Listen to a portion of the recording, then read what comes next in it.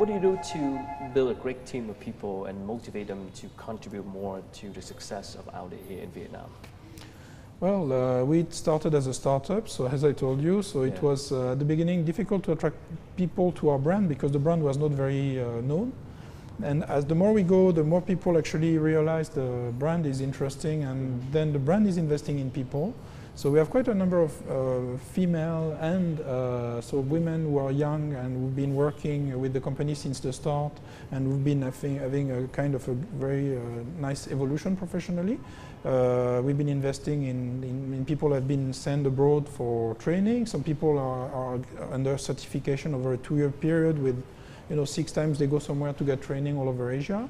So we did these investments because we need people who are good at what they do, who enjoy what they're doing, and who themselves feel like they are an important part of the success.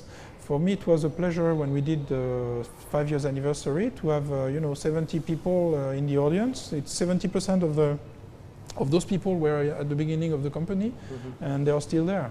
In Vietnam, it's quite unusual. Okay. And the other thing which is pleasant is I can see people who used to be, not so comfortable with addressing foreigners in English 5 years ago.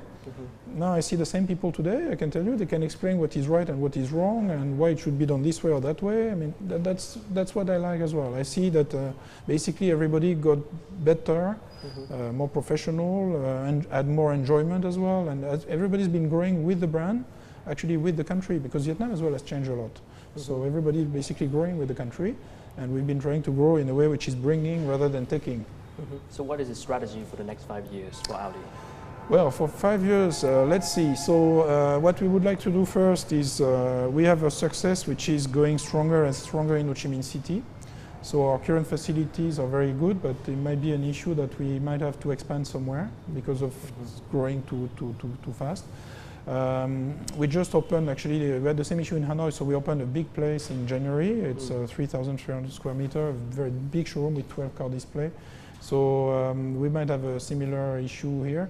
We have a number of people in central Vietnam who are really interested to buy Audi, and it might reach the level, then it makes sense to start opening up some place there. Next year we're going to export to Cambodia. Which is another development. We are looking at other countries as well, so it's quite a busy schedule. Well, do you follow a like a model of management or like a corporate cultures of Audis in other countries, or you have your own model in Vietnam? So what we have is Audi has what they call Audi AG. They have what they call the core process. So basically, no matter what, the way it should be done for whatever situation is this way, because you need to make sure that this, and this happen. So this is the way, fine. Then it's a bit like music, everybody has the partition, everybody's got an instrument, then it's up to you to play it this way or that way. So we have the rhythm, it's up to us. You're in Vietnam, you try to find the music which is in line with Vietnam, then you try to make sure that everybody is more or less in the core and in the orchestra, having a kind of melody which is nice to hear, and that's the way we go about it. Then the rest is, it's human. So it's human interaction with your staff, with the media, with the stakeholders, with customers. I mean, it's. So what's surprising you to so much about living here, the life in Vietnam? Oh, you mean personal? What have you learned the most from 5 years here in terms of business practice? The business practice in Vietnam is when you work with people, you have to see how we can work together. On some things you can work together in the way everybody likes. On some other things you cannot, because there are things which are forced upon us, and you have to see how you can make it happen here. On some other case you can explain that no, it's not going to fly in Vietnam this way, it has to be changed. So how you get these different, it's a problem to be managed. How do you manage this? Not yourself alone, because you're in a country where you have to get people to basically be part of it and support it and make it happen in the way which makes sense. So in Vietnam, traditional Vietnamese, they would rather hide you from any problem and you don't see. And then you get a big surprise. The minute you can create the kind of transparent and confident kind of relationship that those things have to be handled, and what can it mean for us, what is going to be easy, what is going to be complicated, and how should we go about it. What's the best way to go? And who should do this? Who should do that? So if you're on your own alone, it's very difficult. If you have good partners who trust you and you trust them, then depending on the subject, you basically allocate who is going to take care of it and how we should do this, who is going to be leader on that, who is going to be leader on this. And then the way you go is you try to basically build it in line with local style.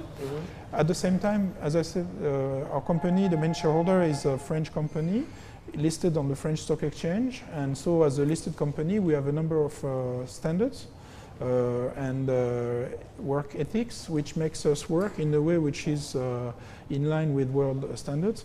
So some things, if they are not in line with what would be accepted abroad in France, for instance, on a stock-listed company, we won't play around. We'll be quite strict.